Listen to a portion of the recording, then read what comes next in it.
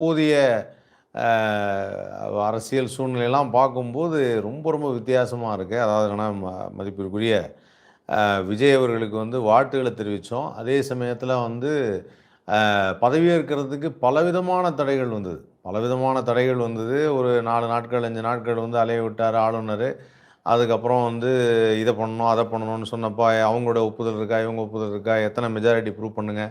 இதெல்லாம் சொன்னதுக்கப்புறம் ஒரு வழியாக வந்து 120 சீட்டு அப்படின்னு சொல்லிட்டு ஒரு மெஜாரிட்டியில அதில ஒரு முக்கியமான விஷயமாக என்ன இருந்தது அப்படின்னு பார்த்தீங்கன்னா, இந்தியன் முஸ்லீம் லீக், அதுக்கப்புறம் வந்து நமது அ அ இவங்க கம்யூனிஸ்ட் சிபிஐ, சிபிஐஎம், அதுக்கப்புறம் அ நமது விசிகா, காங்கிரஸ் இவங்க எல்லாரும் வந்துட்டாங்க. அதில இவங்க இந்த இந்தியன் முஸ்லீம் லீக், விசிகா, அதுக்கப்புறம் சிபிஐ, சிபிஐ சிபிஎம் இவங்க எல்லாருமே வந்து பார்த்தீங்கன்னா, ஒரு நிபந்தனையற்ற ஆதரவு அப்படிங்கிறத தெரிவிச்சு எல்லாரும் உள்ள வராங்க. அப்படி எல்லாரும் உள்ள வரும்பொழுது, யாருக்கும் எந்த விதமான இதுவும் அதுக்குள்ள வந்து பார்த்தீங்கன்னா, பலவிதமான மெசேஜஸ் பறக்குது. இவரு வந்து இந்த பதவிய கேட்டாரு, அந்த பதவிய கேட்டார்ன்னு சொல்ட்டு த திருமாவளவன் அவர்கள் மீது ஒரே குற்றச்சாட்டுன்னு வச்சுக்கங்களேன். அங்கங்க எல்லாம் வந்து பரப்ப ஆரம்பிச்சாங்க. அதுக்கப்புறம் வந்து பார்த்தீங்கன்னா, அதெல்லாம் ஒண்ணுமே இல்ல. அது மாரிலாம் கேட்கவே இல்ல. நிபந்தனையற்றது. நாங்கள் எப்பொழுதும் வந்து முற்போக்கு கூட்டணியான திராவிட முன்னேற்ற கழகத்தோடு தான் இருப்போம். அ ஆனால் நிபந்தனையற்ற ஒரு சப்போர்ட் நாங்க தரோம் அப்படிங்கிறத சொல்லிட்டாங்க. இது ஒரு பக்கம் போயிட்டுருக்கிற, இன்னொரு பக்கம் வந்து பார்த்தீங்கன்னா, அதாவது நம்ம ஊர்ல என்னதான் நடக்குது அப்படின்னுவாங்கல்ல, அந்த மாரி அ அதிமுக உடைந்து விட்டது. அதிமுக உடைந்து விட்டதுன்னா, சி.வி. சண்முகம் அவருடைய தலைமையில ஒரு 30, 35 எம்.எல்.ஏக்கள் வந்துடுறாங்க அப்படின்னு சொல்லி, இன்னைக்கு கூட வந்து சட்டசபையில வந்து பதவி பிரமாணம் எடுத்துக் கொண்டும் பொழுது, எல்லாரும் சட்டசபை உறுப்பினர்களாக, எம்.எல்.ஏவாக எல்லாரும் வந்து அங்க சபாநாயகர் முன்பாக வந்து அ அந்த இதெல்லாம் பதவி பிரமாணம் எடுத்து படிக்கும்பொழுது, சி.வி. சண்முகம் அவர்கள் வந்து அவங்க ஒரு தனி கூட்டத்தோட வராரு. இந்த பக்கம் வந்து எடப்பாடி அவர்கள் வந்து தனியா ஒரு 10, 15 பேரோட அவர் இருக்காரு. ஸோ, இப்போ இது ஒரு பக்கம் போக, இந்த பதவியேற்பு விழா அப்படிங்கிறது நேத்து பிரம்மாண்டமாக நடந்தது. அந்த நேரு இண்டோர் ஸ்டேடியத்தில. அந்த பதவியேற்பு விழால வந்து ஃபர்ஸ்ட் எடுத்தோனே வந்து பார்த்தீங்கன்னா, ஆளுநர் வந்து வந்தோனே முதல் விழால வந்து அ அனவுன்ஸ் பண்றாங்க. தற்போது வந்து வந்தே மாதரம் பாடப்படும். பிறகு தேசிய கீதம், பிறகு தமிழ்த்தாய் வாழ்த்துங்கிறாங்க. எனக்கு என்னடா இது இப்படி சொல்றாங்களே அப்படின்னு யோசிச்சிருந்தேன். பார்த்தா எடுத்தோனே வந்தே மாதரம் பாடுறாங்க. வந்தே மாதரம் பாடும்போது என்னடா மாறிடுச்சே! இதத்தானே எதிர்த்தாங்க. முன்னாடி வந்து அரசு வந்து இதத்தானே எதிர்த்தாங்க. தமிழ்நாட்ல தமிழ் மட்டும் தான் வந்து முன்னுரிமை இருக்கணும் அப்படிங்கிறதுக்காக நெறைய விஷயங்கள் சொன்னாங்களே. தமிழ்த்தாய் வாழ்த்து தான் வரணுங்கிறத சொன்னாங்களே. இந்த மாரி ஆயிடுச்சே அப்படின்னு யோசிச்சுட்டு இருக்கும்போது, அதுல ஒரு சர்க்கிள் பாருங்க. நெறைய பேர் கவனிச்சாங்களான்னு தெரியல. 3வதா வந்தது தான் தமிழ்த்தாய் வாழ்த்து. அத ஒத்துக்கிறேன். 3வதா வந்தது. ஆனா, ஒரு சில பேர் வந்து சில விஷயத்த கவனிச்சிருப்பாங்க. சில பேர் கவனிக்காம விட்டுருப்பாங்க. வந்தே மாதரம் பாடி முடிச்சுட்டு, அதுக்கு அடுத்ததாக வந்து தேசிய கீதம் பாடிட்டு, தேசிய கீதம் முடிச்சோனே, அ இதுல தமிழ்த்தாய் வாழ்த்து பாடும்போது, அந்த குழந்தைங்க எல்லாருமே வந்து நீராறும் கடலோரத்தன்னு திரும்பிட்டாங்க. திரும்பிட்டு மறுபடியும் நீராறும் கடலோரத்தன்னு ஆரம்பிக்கிறாங்க. ஒரு ஸ்டாமரிங்கோட ஆரம்பிக்கிறாங்க. அது ஏன் தமிழ்த்தாய் வாழ்த்துக்கு மட்டும் இப்படி ஒரு விஷயம் நடக்குதுங்கிறது தெரியல அப்படின்னு நெனச்சேன். அப்புறம் அப்படியே போயிட்டுருக்கு. உடனே சொல்ட்டாங்க, "ஆஹா! இது பார்த்தீங்களா? விஜய் வந்து இப்படி பண்ணிட்டாரு." அப்படின்னு சொன்ன உடனே, உடனே அவர் தரப்புல இருந்து, "இல்ல, இல்ல தெரியாம நடந்து போச்சு. அடுத்த தடவையிலேருந்து நாங்க வந்து அ கண்டிப்பா மாத்திக்கிறோம். இதெல்லாம் மாத்திருவோம்." அப்படின்னு சொல்ட்டாங்க. அப்ப அந்த நேரு ஸ்டேடியத்தில வந்து பதவி பிரமாணமா அதான் எல்லாரும் ஆளுநர் முன்னாடி வந்து இது பண்ணும்போது, அமைச்சர்கள்லாம் பதவி பிரமாணம் எடுக்கும்பொழுது, என்ன ஆயிடுச்சு, அவங்க பேசும்போது எல்லாரும் ஆண்டவன் ஆணையாக, ஆண்டவன் மீது ஆணையாக அப்படின்னு சொல்ல ஆரம்பிச்சாங்க. எ விஜய் அவர்கள் உட்பட. ஸோ அப்படி சொல்ல ஆரம்பிச்சோனே எல்லாருக்கும் வித்தியாசமா இருந்தது. என்னடா இது இவ்வளோ மனசாட்சிப்படி அப்படின்னு சொல்லுவாங்க. ஆண்டவன் ஆணையாக அப்படின்னு சொல்றாங்களேங்கிறது வித்தியாசமா இருந்தது. அதிலேயும் விஜய் அவர்கள் செய்தது வந்து இதுவரைக்கும் அ அப்படி ஒரு விஷயத்தை யாருமே வந்து செஞ்சதில்ல. ஒரு பயங்கர ஆக்ரோஷமாக, அதாவது ஒரு எடுத்த உடனே வந்து ஜோசப் விஜய் எனும் நான் அப்படின்னு ஒரு சவுண்ட் இப்படி ஆரம்பிச்சது தான் தெரியும். அப்படி வேற லெவலுக்கு போயிடுச்சு அது. அப்படி போய் ஒரு தடவ அப்படி மனப்பாடம் பண்ண மாரி அப்படியே பட்டு, பட்டு, பட்டுன்னு பாயிண்ட்டா சொன்னாரு.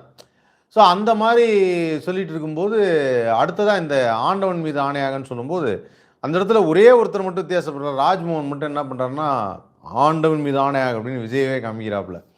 அத பார்க்கும்போது ஒரு ஒரு பக்கம் ஒரு ஒரு என்னன்னா ஒரு வித்தியாசமா இருந்தது. பட் பரவால்ல ஏதோ ஒரு டிஃபரெண்ட்டா செய்றாங்க அப்படிங்கிற மாரி நானும் பார்த்துக்கிட்டே இருந்தேன். அதுக்கப்புறம் பார்த்தீங்கன்னா, இன்னைக்கு சட்டப்பேரவையில வந்து பதவி பிரமாணம் எடுத்தது. அதுவும் ஓகே. சட்டப்பேரவையில எல்லாரும் வந்து எடுக்கிறாங்க. ஒரு சில பேர் வந்து விஜய்க்கு வணக்கம் வைக்கிறாங்க. ஒரு சில பேருக்கு வந்து விஜய் அவர்களுக்கு வணக்கம் வைக்கல. மன்னிக்கணும் மறுபடியும் நான் விஜய்ன்னு சொல்றதுக்கு. நான் ஏற்கனவே சொன்ன மாரி, அதாவது திரு விஜய் வந்து நடிகரா இருந்தப்போ நான் வந்து நெறைய விமர்சனங்கள் பண்ணியிருக்கலாம். நடிகரா இருந்தப்போ ஏன் அரசியல் கட்சி ஆரம்பிக்கிறாரு? எதுக்கு வராரு? எல்லாம் பண்ணியிருக்கலாம். ஆனா இப்பொழுது மக்களால் தேர்ந்தெடுக்கப்பட்ட ஒரு முதல்வர். அவர் தான் இன்னைக்கு சீஃப் மினிஸ்டர். ஸோ அவங்களுக்கு மட்டும் ஓட்டு போட்டவங்களுக்கு மட்டும் சீஃப் மினிஸ்டர் கிடையாது. நம்ம ஓட்டு போடாதவங்களோ, இல்ல நம்ம ஓட்டு போடா விட்டவங்களோ, எல்லாத்துக்கும் நோட்டா போட்டவங்கலேருந்து மத்த கட்சிக்கு ஓட்டு போட்டவங்க எல்லாருக்குமே அவர் தான் சீஃப் மினிஸ்டர். ஸோ அதனால அதுக்கு ஒரு பெரிய மரியாதை உண்டு. அதனால மாண்புமிகு தமிழ்நாடு முதல்வர் விஜய் அவர்கள், அவர் வந்து உட்கார்ந்திருக்காரு. ஒரு வித்தியாசமான என்ட்ரி பாருங்க. எல்லாரும் தாவேக்கால வந்து அந்த யூனிஃபார்மிட்டி ஒண்ணு ஃபார்ம் பண்ணாங்க. வெள்ள சட்டை, காக்கி பேண்ட் போட்டா கோட் அக்செப்டட்னா அப்டின்னாங்க. அதையே பிரேக் பண்ணிட்டாருங்க. நேரு இந்தியா ஸ்டேடியம் வரும்போது கம்ப்ளீட்டா கோட்லாம் போட்டு, கருப்பு கோட்டு, வெள்ள சட்டை, கருப்பு பேண்ட் அப்படின்னு போட்டு வராரு. இது வந்து இந்த மாரி ஒரு காஸ்டியூம வந்து நான் எப்ப பார்த்தேன் அப்படின்னா, அவருடைய இன்ஸ்டா பக்கத்துல இத புரொஃபைல் பிக்சராக வச்சிருந்தார். அப்போ அந்த புரொஃபைல் பிக்சரா வச்சிருந்தப்பயே கவனிச்சேன். அதுக்கப்புறம் பார்க்குறேன் இந்த பதவி பிரமாணம் செய்யும்போது, இப்ப நேரு இந்தியா ஸ்டேடியத்துக்கு அது மாரி வந்தார்.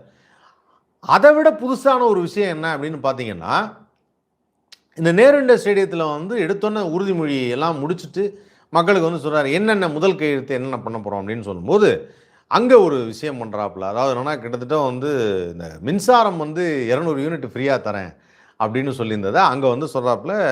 அ மறுபடியும் உரிமையில பேசிட்டேன்னு நெனைக்கிறேன். ஓகே. அங்க வந்து மதிப்பிற்குரிய முதல்வர் அவர்கள் சொல்றாங்க. என்னன்னா, 200 யூனிட் அப்படிங்கிறதுன்னா, 500 யூனிட் எவ்வளோ பேர் உபயோகிக்கிறாங்களோ, யாரெல்லாம் உபயோகிக்கிறாங்களோ, 2 மாதத்திற்கு ஒரு முறை பில் வர்றவங்களுக்கு 500 யூனிட் உபயோகிக்கிறவங்களுக்கு, இதில 200 யூனிட் வந்து நான் ஃப்ரீயா தரேன் அப்படின்னு சொல்லி அந்த விஷயத்த சொல்றாரு. உடனே பயங்கரமான ஒரு சந்தோஷம் வெடிக்குது. அப்ப எல்லாரும் யோசிக்கிறாங்க, 500 யூனிட்டுக்கு அதிகமா போகாம 500 யூனிட் கம்மியா எப்படி உபயோகப்படுத்துவது அப்படின்னு சொல்லி, இப்ப அது ஒரு பெரிய பிரச்சனையா போயிட்டு இருக்கு. எல்லார் வீட்லயும் வந்து 500 யூனிட் தான் வருமா? இல்ல 500 யூனிட்டுக்கு மேல போகுமான்னு. 500 யூனிட்டுக்கு மேல போனா 100 யூனிட் ஃப்ரீ அப்படிங்கிற மாரி ஏதோ ஒரு பேச்சு ஒண்ணு போயிட்டு இருக்கு. அது இன்னும் எந்த அளவுக்கு நடக்க போகுதுன்னு தெரியல. இது எல்லாமே வந்து சொல் தான். சொல் எப்பொழுது செயலாக மாறும் அப்படிங்கிறத காத்திருந்து தான் பார்க்கணும். அதுக்கப்புறம் வந்து மத்த இதெல்லாம் வந்து நெறைய கடன் வச்சுட்டு போயிட்டாங்க. அதனால என்னால வந்து மத்த எல்லா விஷயங்களும் கொஞ்சம் பொறுமையா தான் செய்ய முடியும். இத நான் எதிர்பார்த்த ஒண்ணு தான். எப்பவுமே வந்தோனே நம்ம வந்து என்னதான் தேர்தல் அறிக்கையில எல்லாமே சொல்லியிருந்தாலும், இதெல்லாம் வந்து கடனாயிடுச்சு. இதில வந்து நம்ம என்ன பண்றதுன்னு தெரியாது அப்படின்னு சொல்றது எதிர்பார்த்த ஒண்ணு தான். சரி, ஓகே. அதுவும் ஒரு பக்கம் இருக்கு. அது என்ன பண்ணுவார் அப்படிங்கிறத பார்க்கலாம். சரி, ஒரு நாள் முடிஞ்சிருச்சு. நேரு இந்தியா ஸ்டேடியத்தில எல்லாரும் வந்துட்டாங்க. மக்கள் எதிர்பார்த்த அந்த தருணம். குழந்தைகளுக்கு நன்றி அப்படின்னு சொன்னார். இதுவரைக்கும் வந்து ஒரு முதல்வர் வேட்பாளர், முதல்வராக வந்தவர், குழந்தைகளுக்கு நன்றின்னு முதல்ல சொல்றது வந்து இவர் தான். ஏன்னா, நெறைய குழந்தைகள் வந்து இவருக்காக சப்போர்ட் பண்ணியிருக்காங்க. அவங்க வீட்ல இருக்கிற அப்பா, அம்மா எல்லாத்தையும் சொல்லி ஓட்டு போடுங்கன்னு சொல்லியிருக்காங்க. இத நான் அப்புறம் பின்னாடி ஒரு சில நாட்கள்ல கேள்விப்பட்ட ஒண்ணு, பார்த்த ஒண்ணு. நெறைய பேர பார்த்தேன். லைவா பார்க்கும்போது எனக்கு வந்து அப்பதான் தோணுச்சு. சில முக்கிய அமைச்சர்கள், வேறு கட்சிகளை சேர்ந்தவர்கள், அமைச்சர்களா இருந்தவங்க, அவங்க வீட்ல அவங்களுடைய பசங்கள்லாம் வந்து நாங்க டிவிகேக்கு தான் ஓட்டு போட்டோம் அப்படின்னு சொல்றாங்க. அவங்க வீட்ல இருக்கவங்க மனைவி, மகள் எல்லாருமே டிவிகேக்கு ஓட்டு போட்டிருக்காங்க. அதெல்லாம் கேட்கும்போது அப்படியே இவ்வளோ ஒரு பெரிய புரட்சி உண்டாயிருக்கா? ஒரு அமைதியான ஒரு மௌன புரட்சி அப்படிங்கிற மாரி ரொம்ப சத்தமில்லாம உருவாகியிருக்கு. அப்போ இந்த நேரத்தில அந்த குழந்தைக்கு நன்றின்னு சொல்லிட்டார். சரி. இப்ப அடுத்த நாள் சட்டப்பேரவைக்கு வரணும் அப்படின்னு சட்டப்பேரவைக்கு வரும்போது நான் ஒரு மைண்ட்ல ஒரு ஓகே, இவர் வந்து வெள்ள சட்டை, கருப்பு பேண்ட், கோட் போட முடியாது. வெள்ள சட்டை, காக்கி பேண்ட் போட்டு இன்னைக்கு வருவார் அப்படின்னு பார்த்தா, அங்கேயும் எதிர்பார்ப்ப வந்து பிரேக் பண்றாப்ல. பிரேக் பண்ணி கம்ப்ளீட்டா மன்னிக்கணுங்க. 33 வருஷமா நடிகரா இருந்ததுனால, அந்த ஒரு சின்ன அப்பப்போ வார்த்தையில எப்பயாவது ஒருமை வந்துரும். மன்னிக்கணும்.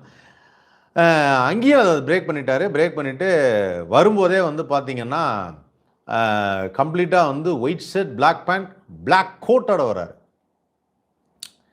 எனக்கு தெரிஞ்சு, ஒருவேளை அது சரியா தவறான்னு தெரியலீங்க. கமெண்ட் செக்ஷன்ல தெரிவிங்க. எனக்கு தெரிஞ்சு கோட்டு போட்டு வந்த முதல் தமிழ்நாடு முதலமைச்சர், அதுவும் சட்டமன்றத்திற்கு முதல் நாள் இவரா தான் இருக்கும்னு நினைக்கிறேன். அதுவே ஒரு வித்தியாசமா இருந்தது. அதுக்கப்புறம் எல்லாரும் பதவியேற்றாங்க. பதவியேற்ற போது நடந்தது நிறைய இப்ப எல்லாம் வந்துகிட்டே இருக்க வரிசையா மீம்ஸ்ல வருது. அவங்கவங்க எல்லாரும் பேசிட்டே இருக்காங்க. அதெல்லாம் ஒரு பக்கம் இருக்க, அந்த இடத்துல தான் இது நடக்குது. சி.வி. சண்முகம் அவர்கள் வந்து தனியா வரார் அப்படின்னு சொல்லிட்டு ஃபோக்கஸ் பண்ணி காமிக்கிறாங்க.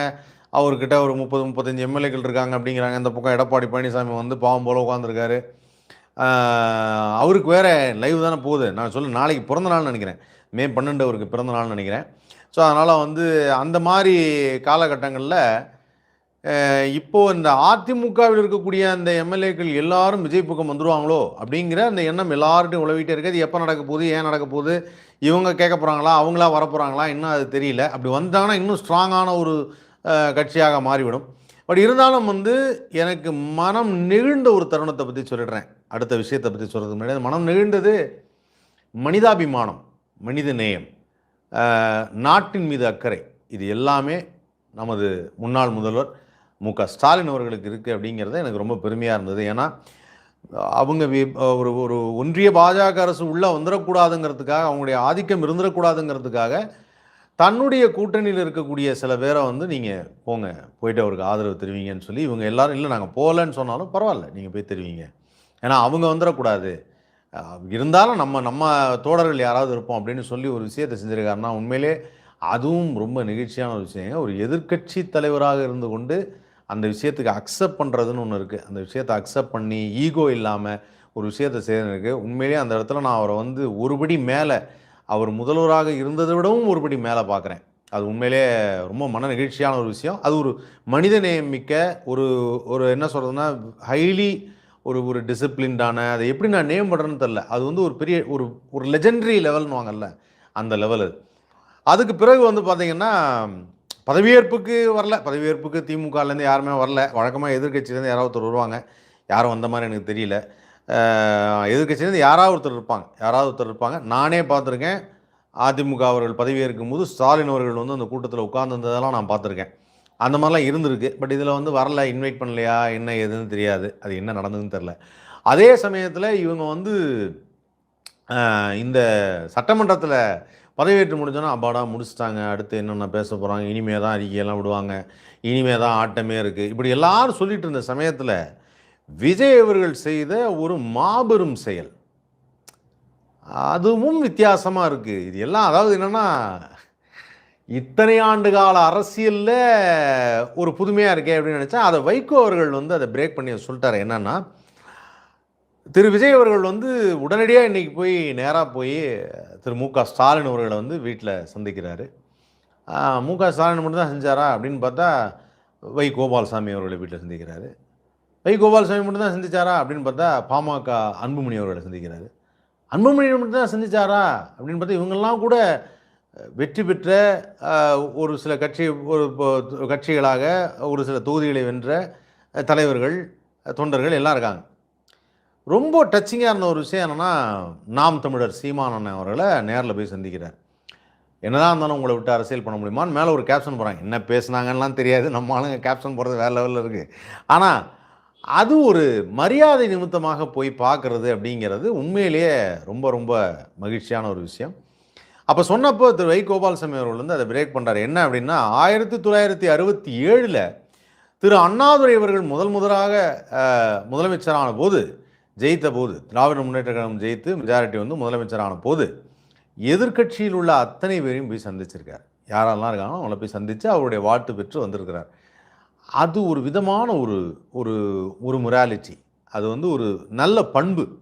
அந்த நல்ல பண்பு விஜய் செய்திருக்கார் என்பது மகிழ்ச்சி. இதே நல்ல பண்போட இதே மாதிரி திரு ஸ்டாலின் அவர்கள் குறிப்பிட்டது போல வேறு யார் ஆட்சிக்கு வந்தாலும் நடைபெற்று கொண்டிருக்கிற இந்த கல்விக்காக நாங்கள் செய்த தொண்டையும் மருத்துவத்திற்கு செய்ததையும் தடையில்லாமல் அதை தொடர்ந்து செய்ய வேண்டும், அதை யாரும் மாற்றிடாதீங்க, பசங்க படிக்கிறதுன்னு ஒரு விஷயம் இருக்குது, மருத்துவம்னு ஒன்று இருக்குது அப்படின்னு சொன்னார். அது மாதிரி பல விஷயங்களை தொடர்ந்து செய்து வந்தால் அது பாராட்டுக்குரியது. செய்வாரா மாட்டாரா அப்படிங்கிறது இன்னும் தெரியல. ஆனால் அதே சமயத்தில் இவர்கிட்ட நான் நோட் பண்ண ஒரு விஷயம் என்னென்னா, ஒரு 2-3 நாட்டில் நோட் பண்ண விஷயம் என்னென்னா, இவர் எப்படி போய் கட்சி ஆரம்பித்தார், இவர் எப்படி போய் வந்து முதலமைச்சர் ஆகலாம், எப்படி இவருக்கு அந்த மாதிரிலாம் ஆசைப்படலாம், இப்படிலாம் யோசிச்சுட்டு இருந்த நமது மனது வந்து அவரை பார்க்கும்போது, இப்படி நடந்துக்கிற விதத்தை பார்க்கும்போது, அதை அவர் தெரிந்து செய்கிறாரா, தெரியாமல் செய்கிறாரா, இல்லை அது வந்து வேணும்ன்ட்டு ஒரு நம்மளுக்கிட்ட ட்ராமாவாக நடிக்கிறாரா, அதெல்லாம் தெரில. ஆனால் செய்கிற விஷயங்களை பார்க்கும்போது இப்படி ஒரு மாற்றமாக இருந்து கண்டிப்பாக மக்களுக்கும் நல்லது செய்து நலத்திட்டங்களை செய்து வந்தால் இவர் நல்லா இன்னும் ஸ்ட்ராங்காக கால் ஊனுவார் அப்படிங்கிறது இப்போ இருக்கக்கூடிய ஒரு சாமானிய மக்களுக்கான ஒரு நம்பிக்கையாக வருகிறது. ஏன்னா எல்லாரும் திட்டலாம் அப்படின்னு போகும்போது, இல்லை சரியில்லை அது சரி அப்படின்னு சொல்லலான்னு வரும்போதெல்லாம் நம்மளை அப்படி சாஃப்ட் பண்ணுறதுக்கு, நம்மளை அப்படியே ஆஃப் பண்ணுறதுக்கு ஒரு விஷயத்தை வந்து விஜய் அவர்கள் பண்ணுறாரு. அப்போ அது ரொம்ப வித்தியாசமாக இருக்குது. அது ரொம்ப வித்தியாசமாக இருக்கிறது மட்டும் இல்லாமல் அதில் கோபம் வர மாட்டேங்குது.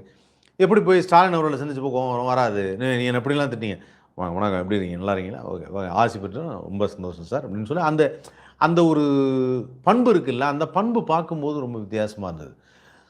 அதனால் கண்டிப்பாக எப்படி இருக்கும் அடுத்து வரும் காலகட்டங்களில் அவங்க வந்து சொல்லியிருக்கிறாங்க 6 மாதம் பார்ப்போம் அதுக்கப்புறம் பேசுவோன்னு. இதைத்தான் அன்று காமராஜரும் சொன்னார். திராவிட முன்னேற்ற கழகம் ஆட்சிக்கு வரும்பொழுது 6 மாதம் பார்ப்போம், பிறகு நாங்கள் பேசுகிறோம் அப்படின்னார். ஆனால் திராவிட முன்னேற்ற கழகம் அதை கட்டுக்கோப்பாக கொண்டு வந்து அறிஞர் அண்ணாதுரை அவர்கள் வந்து அதை பிரமாதமாக செயல்படுத்திட்டார். அதுதான் உண்மை. அதற்கு பிறகு அதே போல் இன்று திரு மு.க. ஸ்டாலின் அவர்கள் வந்து 6 மாதம் பார்க்குறோம் அப்படின்னு சொல்லியிருக்காங்க. கண்டிப்பாக பார்க்கணும். ஏன்னா இதெல்லாம் பண்பு நல்லாயிருக்கும் அப்படின்னு நம்ம விட்டுற முடியாது. எப்படி செய்கிறாங்க என்னன்னா புதுசாக வந்திருக்காங்க. அதே மாதிரி புதிதாக வந்த எம்எல்ஏக்கள், சில எம்எல்ஏக்கள்லாம் ரொம்ப என்ன சொல்கிறதுனா அவங்களுடைய ஃபஸ்ட் ஜென்ரேஷன் எம்எல்ஏஸ் அப்படின்னு சொல்லுவாங்க. இப்போ நமது ராஜ்மோகன் அவர் எடுத்துட்டா கூட ஒரு ஃபஸ்ட் ஜென்ரேஷன் எம்எல்ஏ. அவங்கெல்லாம் பார்க்கும்போது ஒரு திடீர்னு ஒரு நண்பர் ஒருத்தர் கேட்டார், இவங்களுக்கெல்லாம் என்ன அனுபவம் இருக்கும். நான் சொன்னேன் 1967 சில பேர் ஃபஸ்ட் ஜென்ரேஷனாக வந்திருப்பாங்க இல்லையா, அவங்களுக்கு அப்போ அனுபவம் இருந்திருக்காது இல்லையா, அது மாதிரி தான் இப்போ இவங்களுக்கும் இருக்கும் போல இருக்குது. கற்றுப்பாங்க போல இருக்குது. கற்றுக்கிட்டா என்ன நடக்குதுன்னு பார்ப்போம், வெயிட் பண்ணி பார்ப்போம் அப்படின்னு தான் தோணுது. இருந்தாலும் இவர் கொடுத்த வாக்குறுதிகளை செய்வாரா, அதுதான் ஃபைனலான ஒரு கேள்வி. ஏன்னா கொடுத்த வாக்குறுதிகள் அப்படி, அந்த வாக்குறுதிகளை நம்பி நிறைய பேர் இருக்காங்க. ஒரு வயதான ஒரு அம்மா வந்து சொல்கிறாங்க, இந்த இப்படியும் 2500 கொடுத்துருவாரா அப்படின்னு கேட்குது. அந்த 2500 கொடுத்துருவாரான்னு கேட்கும்போதே அது வந்து ஒரு ஒரு டவுட்டில் இருக்காங்க. அந்த டவுட்டு கிளியர் ஆகுமா, நடக்குமா, அது நடந்தால் சந்தோஷம், நடக்கலைன்னா என்ன, எப்போ நடக்கும், இவர் வேறு திடீர்னு காலி ஆகிடுச்சு, பணம்லாம் கடனில் இருக்குங்கிறாரு. இப்போ இந்த கடன்லாம் எப்போ கட்டுறது, அதர் சைடை பார்க்கும்போது எப்படி இதெல்லாம் பண்ண போகிறாங்க அப்படிங்கிற மிகப்பெரிய டவுட் வந்துடுது. ஸோ அதனால் வெயிட் பண்ணி பார்ப்போம் என்ன நடக்குது அப்படின்னு சொல்லி. கண்டிப்பாக இந்த தாவேக அமைத்துள்ள இந்த ஒரு ஆட்சி செல்வி ஜெயலலிதா அவர்கள் சொன்னது போல் மைனாரிட்டி அரசு அப்படின்னு அந்த மாதிரி, இந்த மைனாரிட்டி அரசு, இந்த மைனாரிட்டி அரசு மெஜாரிட்டியான தமிழ் மக்களின் மனதை வெல்லுகிறதா இல்லையா அப்படிங்கிறத காத்துன்னு தான் பார்க்கணும். ஆனால் நடுவில் மறுபடியும் சொல்கிறேன், ஏதாவது ஒரு குளறுபடிகள் ஏற்பட்டால், ஏதாவது வந்து இதில் சரியாக வரலன்னா முன்னாடி சொன்ன மாதிரி தான் பொறுமையாக இருப்போம், கேள்வி கேட்போம். ஏன்னா முன்னாடி நீங்கள் கேள்வி கேட்டீங்க, இப்போ நாங்கள் கேள்வி கேட்குறோம் அப்படிங்கிற மாதிரி. என்னன்னா யார் வந்தாலும் கேள்வி கேட்குறதுங்கிறது உரிமை. அதனால் கேள்வி கேட்போம், ஏன் நடக்கலை, எதனால் நடக்கலை அப்படிங்கிறத கேள்வி கேட்பாங்க. அது நடக்கும். அது இப்போ கிடையாது. இப்போ தான் அவர் வந்திருக்காரு, நல்ல செயல்பட்டுருக்காரு, ஒரு ஆரம்பிச்சிருக்காரு, என்ன பண்ணுறாரு அப்படிங்கிறத வெயிட் பண்ணி பார்க்கணும். ஸோ அதனால் வெயிட் பண்ணி பார்ப்போம். தொடர்ந்து பாருங்கள். நான் அப்பப்போ எப்போயாவது இந்த மாதிரி லைவில் வந்து சொல்லலாம்னு நினைக்கிறேன். சில பேர் என்ன சொல்கிறாங்கன்னா, நீங்கள் ரொம்ப பயந்துட்டீங்க வீடியோ போடுறதுக்கு அப்படிங்கிறாங்க. நான் எப்பொழுதுமே மக்களுக்காக நல்ல விஷயங்களை மட்டும்தான் எடுத்து சொல்லியிருக்கேன். நான் யாருக்கும் பயப்பட தேவையில்லை. அதனால் நான் இப்போதும் சொல்கிறேன், இதே விஜய் அவர்கள் வந்து நடிகராக இருந்தபோது விமர்சனம் செய்தோம். நடிகராக இருந்தபோது நிறையா வந்து இவர் வரலாமா, அது நல்லா இல்லை, இது நல்லா இல்லைன்னு சிரித்தான், எல்லாம் ஓகே. ஆனால் அப்பொழுதே நான் முடிவு செய்து விட்டேன், எப்போ மக்களால் அங்கீகரிக்கப்படுகிறாரோ, அவர் ஒரு எம்எல்ஏ வந்தாலும் சரி, இல்லை அவருடைய கட்சி ஒரு பெரும்பான்மையில் வந்தாலும் சரி, அப்பொழுது மரியாதை நிமித்தமாக இருப்பது தான் முறை. அதுதான் இப்பொழுதும் சொல்கிறோம். அதனால் எப்போவுமே இதே மாதிரி இந்த பாதைகளை கொண்டு போய் வேறு லெவலுக்கு ரீச் ஆவாரா அப்படிங்கிறத வெயிட் பண்ணி பார்ப்போம். உங்களுடைய கமெண்ட்ஸ் என்னங்கிறதையும் தெரிவிங்க. தொடர்ந்து பாருங்கள் பாஸ் டாக்ஸ். நன்றி, மீண்டும் சந்திப்போம்.